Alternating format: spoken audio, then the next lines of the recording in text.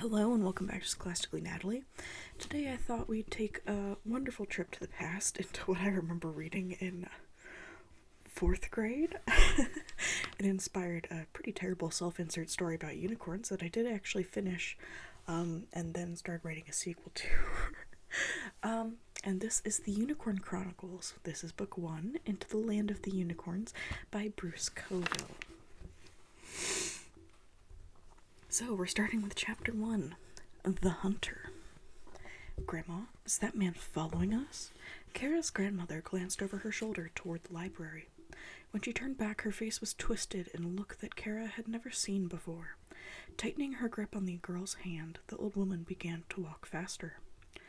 Kara felt a sudden knot in her stomach. She had expected Grandmother Morris to say, "Don't be silly, child," as she usually did when Kara expressed some unlikely fear. She certainly hadn't expected her to act as if she took that fear seriously. Stretching her legs to keep up, Kara asked, "Where are we going?" She tried not to whine. "I'm not sure," muttered Grandmother Morris. "Are we in danger?" "Yes." Kara's stomach grew even tighter. "How do you know?" "Hush, child. I don't have breath to waste on talking." Clutching her new library books, Kara bumped against bundles and packages as they scurried through the crowds of last-minute shoppers. A light snow had started to fall a little while ago, and it had just enough time to cover the bright holiday decorations, making everything look crisp and white. Though it was hard to imagine any harm coming to them in this time of good cheer and fellowship, her grandmother's fear was unmistakable, and catching. "In here," said Grandmother Morris suddenly, pulling Kara's arm to steer her to the right. They went down a narrow street, little more than an alley, really, and turned in through the side entrance of St. Christopher's. Kara knew the church well. They had come here often with Simon, her grandmother's gentleman friend. The building was dark and quiet inside. Grandmother Morris led the way to a pew huddled near the back of the sanctuary, where they huddled together while the old woman caught her breath. "I don't think he saw us come in," said Kara softly. The statement had more of hope than reality in it. She actually had no idea whether their pursuer had seen the mentor. After a moment, Grandmother Morris removed a chain from around her neck. "Put this on," she said, handing it to Kara. Kara's eyes widened. "You're special?" she asked. This was almost more frightening than the problem of the man who was following them. Grandmother Morris's special, as Kara had always referred to the locket that dangled from the chain, had been off limits for as long as she could remember. Despite the times she had coveted the gold and crystal amulet, she could barely bring herself to take it from her grandmother's hand. She felt accepting it would somehow confirm that the world was twisting out of shape. "Take it," said her grandmother sternly. "Put it on. You may need it before this is over." "Before what is over?" "No time to talk," hissed her grandmother. "Take it." Trying not to make a sound, Kara placed her books on the pew. Then, reluctantly, she closed her hand over the bauble. Her fingers began to tingle. Beneath the amulet's crystal lid lay a tightly coiled strand of white hair. It came from a unicorn's mane, her grandmother had told her when she was little, and Kara had believed her until sometime around 2nd grade, when she finally understood that unicorns were imaginary. "What will I need it for?" she asked, as she slipped the chain over her head. Grandmother Morris leaned forward and rubbed her brow with her fingertips. "Do you think I'm crazy?" she whispered. Kara felt another twinge of fear. What kind of question is that, she wondered. Before she could decide how to answer, they heard a step in the hall, followed by the creak, ever so slight, of a door swinging open. It was the same door, Kara was sure, that they themselves had come through when they entered the sanctuary. Silence. Was their hunter standing there, waiting for them? To Kara's astonishment, her grandmother slid to the floor, ducking her head so that it was hidden by the pew in front of her. She tugged at Kara to indicate she should do the same. When Kara joined her, the old woman began to move toward the center of the aisle of the church. Kara followed. The pews were too close together for them to drop to their knees and crawl. They moved by a sort of scooting method until they came to the end of the pew.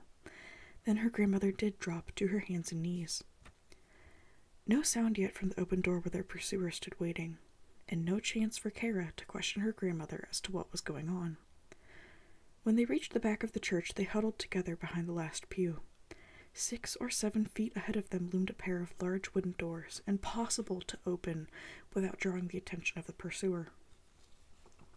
Kara stared at them the way a traveler in the desert might stare at an unclimbable glass wall behind which lay a pool of clear water. They waited. No sound from the front of the church. Was the man still there? Or had he closed the door so silently they hadn't heard and gone on to search elsewhere? How long would they have to stay like this? Who was he, anyway? Kara trembled and tried not to cry as the questions and the fear swept through her. Raising her hand to her neck, she clutched the special. The feel of it brought back an old memory, something she could glimpse in only tatters and fragments. It was from just before she had lost her parents. She had been 2, maybe 3 years old and very ill. Her grandmother had stayed by her bed for many hours. When she had finally been forced by another emergency to leave, she had acceded to Kara's pleading and left the amulet behind. It was the first and only time Kara had had the special to herself. She had clutched it tightly as she drifted in and out of fever dreams, and in that time, as she tossed and moaned on the bed, something had come to her. She remembered only a glimpse of white and a sense of peace. Then something had touched her, a touch that was fierce and hard, both hot and cold, at once. In that moment, the fever had broken. That was all that remained to her of a memory that had tugged and teased in the years that followed, slowly fading from the surface, yet never leaving altogether. As she grew older, she told herself that it had been a hallucination, a side effect of the fever.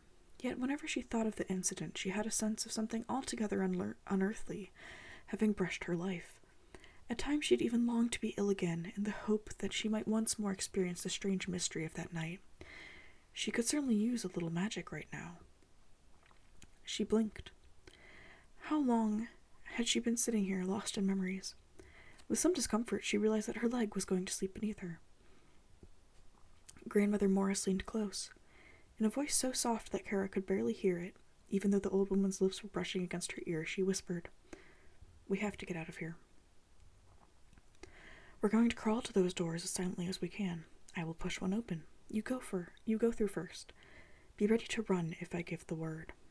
Kara nodded. Hoping that her sleeping leg wouldn't betray her, she tipped herself forward and began to crawl. The beating of her heart seemed to pound in her ears, the sound so loud she wondered that it alone did not alert their pursuer. Grandmother Morris was close behind her. And what of the man who was stalking them? Was he still here, or had he given up, leaving them to fear nothing but shadows? The smooth floor was cold beneath Kara's hands. The door was warmer and carved with designs that her fingertips couldn't quite decipher. "Be ready," whispered Grandmother Morris. Kneeling beside Kara, she began to push on the door. Kara wedged her way into the opening, scarcely daring to breathe. She was halfway across the threshold when her grandmother cried, "Run, Kara, run!" Springing to her feet, Kara bolted for the next set of doors, the ones leading to the outside. She grabbed the handles and cried out in despair. The doors were locked. And that's the end of chapter 1. It's only 7 pages, and the print's pretty big because, this is definitely meant for a younger audience. But honestly, I have so many fond memories of this book series. I would love to read more of it if you guys are interested in it. I think it's a pretty relaxing and kind of nice way to just kind of chill out with a book that you don't have to overanalyze, that doesn't make you think too hard. And I definitely have so many fond memories of writing my own terrible unicorn story. I'll have to type it up sometime. Oh my goodness, it's a little bit embarrassing. Okay, a lot embarrassing, because I was writing it during 4th grade, and young Natalie was not a great writer.